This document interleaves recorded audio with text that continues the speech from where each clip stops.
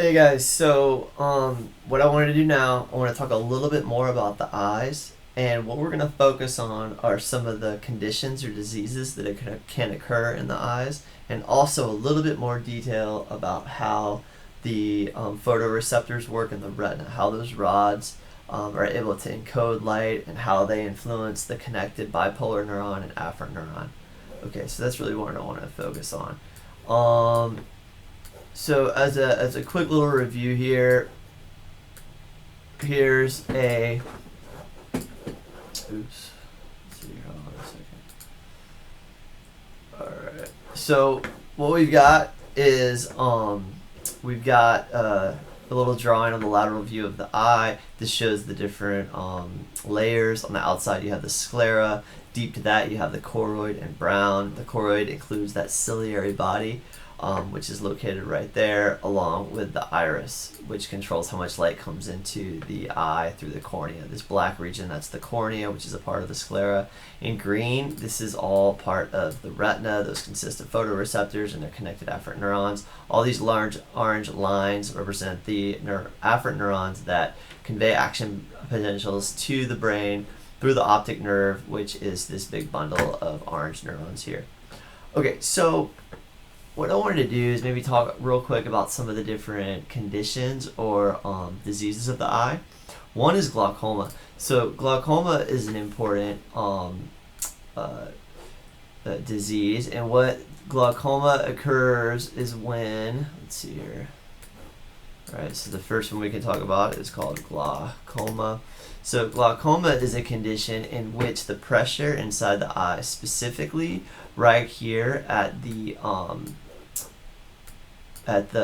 behind the cornea, when that gets too high. So the fluid in this little space behind the cornea is called the aqueous humor, and the purpose of this fluid is actually secreted by the ciliary body right here, and it is meant to nourish the cells of the cornea. The cornea doesn't have a blood supply because it has to be transparent. So what will happen is this fluid, this aqueous humor, provides nutrition and oxygen to the cells of the cornea. After it's produced, the aqueous humor drains through these tiny little tubes, which are located right here, these little drainage tubes located in the sclera.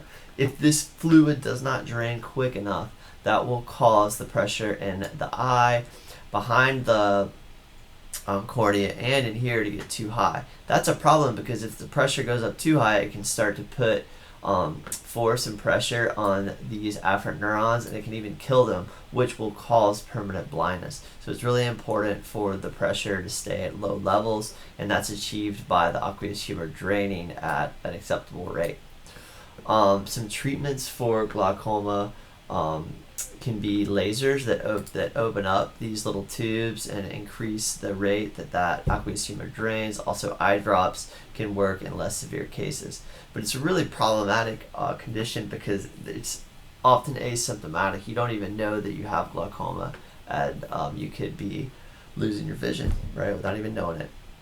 Another condition consists of cataracts. So cataracts, they occur when the lens becomes cloudy. The lens is composed of this very organized matrix of proteins that make the lens transparent. It needs to be transparent because this is what light passes through on its way to the retina.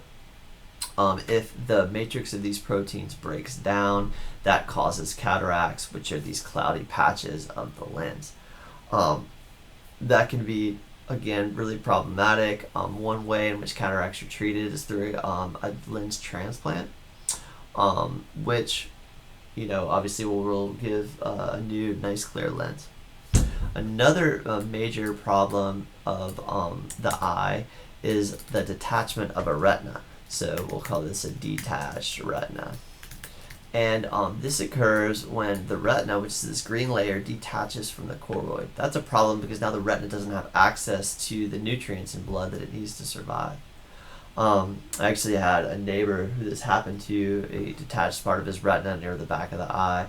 One way they treat it is they'll introduce a nitrogen bubble into this portion of the eye, and he had to actually look down, straight down, for 2 whole weeks so that nitrogen bubble pressed up against the back of his retina and pushed it back on the choroid so it would reattach. Detached retinas often occur in response to trauma, like head trauma, that will cause the retina to detach, right? Blindness can result from many different reasons, but the most common form of blindness in the U.S. is diabetic retinopathy. This occurs when, so we know that poorly controlled retinopathy, right? Yeah. So diabetic retinopathy occurs when poorly controlled diabetes involves elevated blood sugar in all the blood vessels, right? Blood sugar stays too high. We know that is very damaging to the capillaries, and one bed of capillaries that it seems to affect are the capillaries in the choroid. That is a major problem because if those capillaries die, they cannot deliver nutrients to the retina, and the cells of the retina start to die, leading to blindness. Fortunately, that is the leading cause of blindness in the U.S. today. All right, now let's switch gears a little bit, and we're going to talk about how the cells of the retina are able to kind of convey their sensory impulses. So here what I've drawn is zoomed in to one rod, which is a photoreceptor that encodes gray light. This is the choroid right here on the back, so the rod is going to be positioned right next to the choroid. The rod connects to a bipolar neuron, and then that bipolar neuron is connected to an afferent neuron, which transmits action potentials to the brain. So I'm going to talk about the activity of these three cells in two different conditions. One in complete darkness, and the other is when the lights are on. So first, let's consider complete darkness. In complete darkness, we wouldn't expect action potentials to exist in this connected afferent neuron because there's no light, and the afferent neuron's not going to send information to the brain. Really what happens here is we have these special proteins in the rod called rhodopsin. Rhodopsin changes shape when light hits it, but right now it's dark, so the rhodopsin is not going to change shape because light's not hitting it.